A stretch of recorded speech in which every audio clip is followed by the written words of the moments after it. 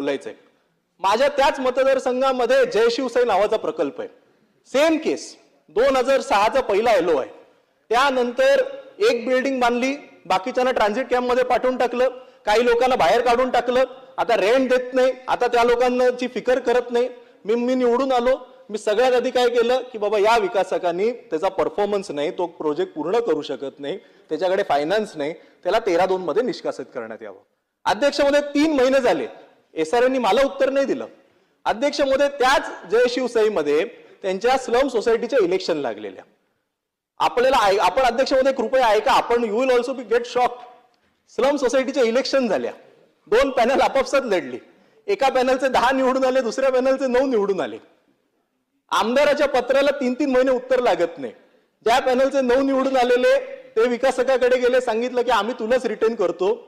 एक साध्या पेपरवर पत्र दिलं आणि सांगितलं निवडून आलेल्या एका सदस्याला डिस्क्वालिफाय करून टाका. आज पत्र दिलं, उद्या ऍडिशनल कलेक्टर एसआरएनी हिअरिंग लावली, एका दिवसात डिस्क्वालिफाय करून टाकलं. का? निवडणूक होऊ नये, 9-9 झाले. ही गोष्ट झाली 10 मेला. आजची तारीख पहा. त्यानंतर वारंवार आजपर्यंत त्या स्लम सोसायटीला अध्यक्ष आणि सचिव आम्ही नेमू नाही शकलोय. 4 वेळा ती इलेक्शन लागली.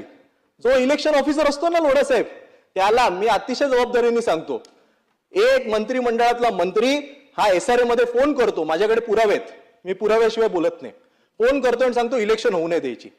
2 वेळा इलेक्शन ऑफिसर, इलेक्शन लागली, नोटीस आली, लोक जमली, इलेक्शन ऑफिसरनी फोन स्विच ऑफ करून टाकला. शेवटी मी एसआरएत गेलो, बोला काय फालतूगिरी लावून ठेवली आहे, पुनर्विकास होणार कसा? काय केलं? इलेक्शन ऑफिसर बदली केला, नवीन इलेक्शन ऑफिसर नेमला. तो इलेक्शन ऑफिसर सुद्धा कधी म्हणतो पाऊस जास्त पडलाय, निवडणूक लावतो, निवडणुकीच्या दिवशी येतच नाही. आज अध्यक्ष महोदय 4 वेळा सेक्रेटरी आणि अध्यक्षाची स्लम सोसायटीची इलेक्शन होऊ शकली नाही, केवळ अधिकाऱ्यांच्या रॅकेटमुळे. कसं आपण पुढे जाणार अध्यक्ष महोदय? कसं पुढे जाणार? माझा एक शेवटचा विषय आहे, तेवढंच मी बोलून सांगणार आहे. अध्यक्ष महोदय काय आहे की यापूर्वी आम्ही काय केलं, 2.5 वर्षामध्ये काय झालं, आता आपण काय करतोय, हे सगळं आपण वारंवार राजकारण करत राहू.